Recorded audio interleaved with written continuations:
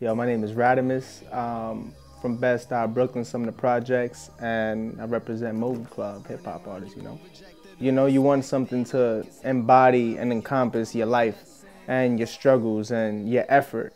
And musically, sound beautiful, because at the same time, sometimes you get caught up so much up in content. Yo, your rhymes is dope, the hooks, etc., but you lose like the musicality of it. So like musically, I want it to sound like beautiful as well, and that 10 years from now, I can be proud that I put in work, And the more time that it takes to complete, the more affirmation I have that I should be taking my time, because things just keep happening little by little, little by little. You get a little taste of success where it's like, it creates a better platform for it to be received. I think music is transitioning into people being voices. It's either like you really fucking suck, or you're really looked at as some kind of pioneer to the new generation. I think people are waking up to the concept of new legends that Charlemagne, the guy, always talks about on Breakfast Club. He says, yo, make room for the new legends. I think that people are warming up to the fact that hip-hop, we have the people who are the Mount Rushmores of music already. That they're the greatest at that, they're the greatest at that, they're the greatest at that, they're the greatest at that. And Mad Wiz was talking about it. He's like, yo, there's no really greatest rapper, but now we have the greatest of an element. And I think it's like a new wave of hip-hop where it's like, yo, everything's been done under the sun. What's gonna make you original with everything that already exists, So it's more challenging, it's lyrically more driven. The shows, you have to pay much more attention to, and just like the entire life. So I think Writeous is just a representation of some Dominican kid from Brooklyn who has a voice too, you know what I mean? And just representing mine to the best of my ability, you feel me? King Critical is the dude who's gonna show up late as fuck to everything that happens, but he never doesn't put on a show. Whether it be not as you expected or like over the top or anything in between, you're always gonna be like, fuck, I'm so happy you showed up, History is gonna be the dude that he's the loudest person maybe in public, but at the same time, he's very observative, you know what I mean? Like he's doing this, he's sketching out, he's seeing everybody's vibes and shit like that, but he feels he's the fucking greatest. And he's gonna be the person that get us into the most trouble in the future, because he's not gonna say shit to disrespect you, but you might feel disrespected, but he's gonna look at you like you're stupid for not agreeing. You know what I'm saying? Like History's one of those awkward niggas. He's the one that says the wrong shit sometimes, but you always love him for it, And then Mad Wiz is just like the rapper's favorite rapper, you know what I'm saying?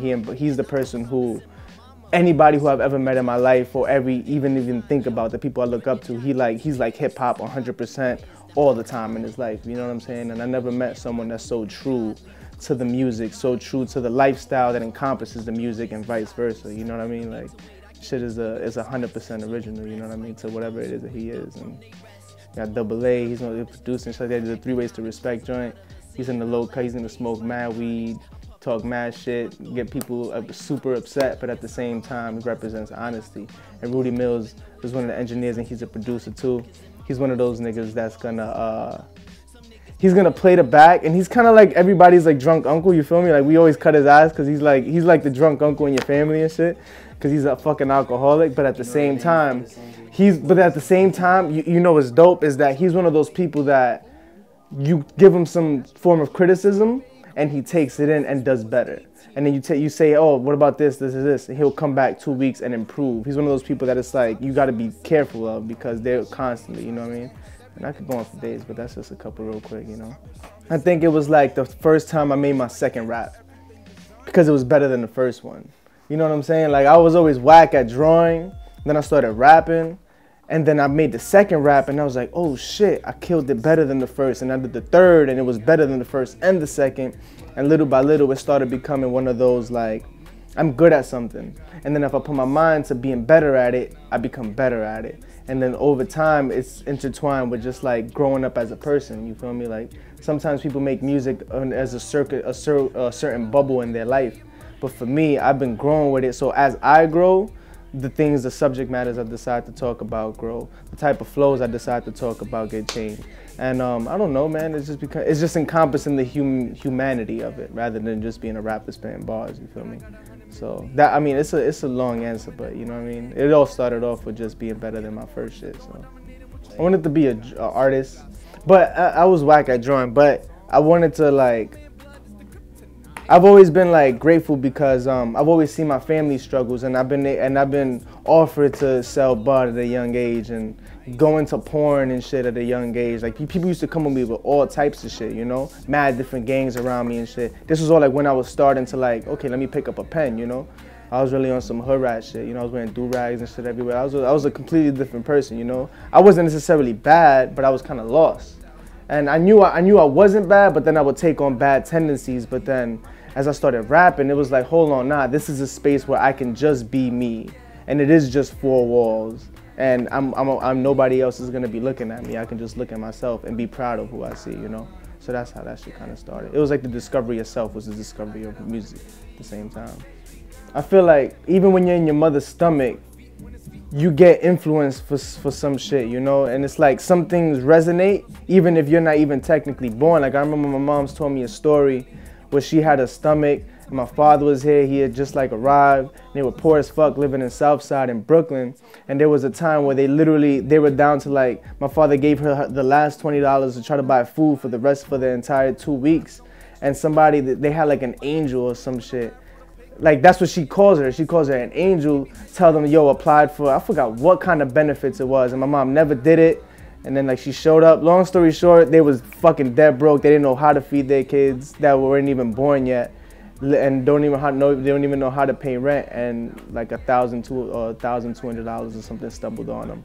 And my mom told me she just cried and told my father, yo, they keep giving me money. I don't know what's going on right now. And they keep giving me food stamps and shit. And I feel like even things like that, them telling me, it was like, yo, I knew that already. You feel me? Like I already experienced this. You just reminded me. This isn't a new story, you know? So it's just kind of, I don't know, man. My family is loving, son. Like we're not rich, but my family gives a fuck about me. They check up on me. They make sure I'm good. They have conversations when they can. And they give me room to make mistakes. You feel me? That's kind of the best thing, to know that you're loved, but know that you're old enough. If you fuck up, we here, but just know that you fucked up, you know? And learn from that. And I don't know, it's beautiful. I stopped living in the future, man. A lot of people fuck themselves up like that. They start, yo, I'm in the future, I'm thinking about this. I already know what kind of car I want. You don't know. You can say something is gonna make you really happy and realize, I've been on some shit where it's like, every day, every step in the journey is arrival. There's no goal to arrive at. You're always arriving, constantly, you know what I'm saying? I don't know if I'm gonna keep rapping tomorrow. I could wake up tomorrow and not do it. All I know is what's happening right now, you know?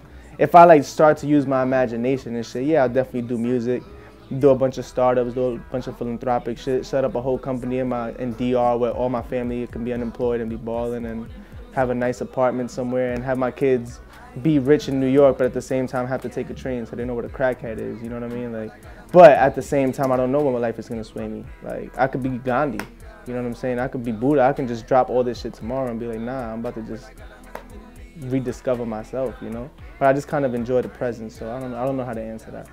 All I know is I'm gonna do my best at whatever it is that I put my mind to, so. Yo, there's just something in me that says, yo, something's about to pop. You know what I mean? Like, something in it, like, and I've had a funny feeling. And then, like, for the past 2-3 years, and every now and then, the feeling comes back and it's strong, and the feeling comes back and it's strong, and it's just like, yo, what is it? And tonight is one of those nights where it's like, we doing this interview, you see these niggas in the back, like, laying down some shit, and it feels good, though. Like, the vibe is different. And it's just like curiosity to see what it is that's out there that's waiting for me that keeps me going. I mean, aside from that, you know, I'm a college graduate who doesn't care. I just got fired from my job today and I don't care. I'm actually ecstatic, you know, because it's kind of like, I'm a free soul, man. Like, and girls get mad at me for that shit because they try to lock me down. But I'm one of those people that I'm just in the world, and I kind of got to just exist and be and share with people whatever it is that I'm going through, and them share with me, and we just grow together and shit, you know? I'm one of those people more so than, I don't know. I want to see what life is like. And I think that's what inspires me to do music, because I want to hop on a plane because of music more than anything else, you know? I told MTV, like, yo, you got to understand, you didn't just play my video. You put somebody on the screen that a lot of people in New York know who they are, and they saw themselves on that screen as well, you know? Whether it be on some, yo, we fuck with Radamiz, whether it be on some, yo, I hate this shit, I don't even know why it's getting played. But regardless, it became physical for some people. Like, yo, shit, it's actually, like, I know this dude. I was just drinking with him 2 weeks ago at his show, you know what I mean?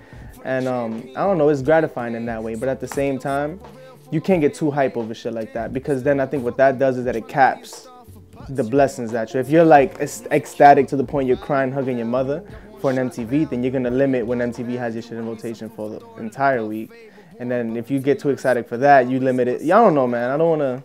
I just enjoy it for what it is and just be grateful for the whole shit. But it was dope as fuck seeing your shit on TV. It looked weird. It's like, I know what it looks like to have follow so-and-so artists and MTV at the bottom, and I know what it looks like to see my video, but I never saw both of them at the same time. Shit was crazy. I feel like I'm being mad philosophical with this shit, but it's honest, you know what I mean? I don't know what the next step is. You never know what the next step is. You could plan shit, and then that fill up the room like, oh, Rad looked like he got it all set. But to be honest, all the best shit that's ever happened in my life was not of my control. It was not of my doing, you know? I'll do other things and put in effort, but shit don't really pop. But the best shit like MTV, that's somebody else reaching out. The A3C shit that just happened, that's somebody else that just him, oh shit, word? You just wake up one morning and, you know, somebody is interested in putting you on a bigger platform. So I know what's next for me. At least what I can control is my effort. You know what I'm saying? But other than that, yo, nigga Jake come in right now, walk through the door like, yo, I knew y'all was going to be here. I'm going to sign y'all right now. But who's to control? There's no future, so everything is possible. You know what I'm saying? So we'll see, man. It's kind of like maybe before the cypher was recorded and then after the cypher was recorded. But during it, you kind of just rapping with your people, you know what I'm saying? You're just like, yo, I fuck with these niggas. These are the people who I look up to. These are the people who are my friends. And I'm just trying to do my thing so my boys can be like, woo, to my verse.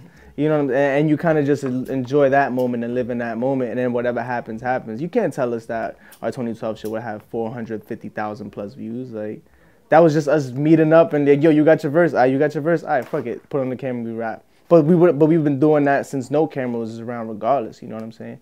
Critical got mad footage, by the way. Like hidden on his YouTube channel that he's gonna release. You'll see us. You're gonna see the come up us in high school, like you see the clothes, you see us just rapping to each other, freestyling, doing whatever the case may be, you know? But that's for the future to see. But yo, this shit's always been a beautiful thing, you know?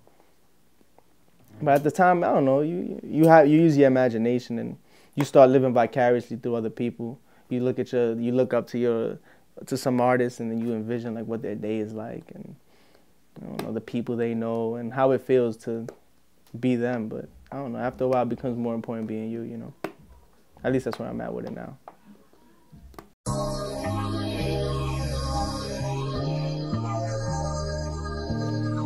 Earning mine, you gon' reject it or respect it. Life gets hectic when I forget to count my blessings.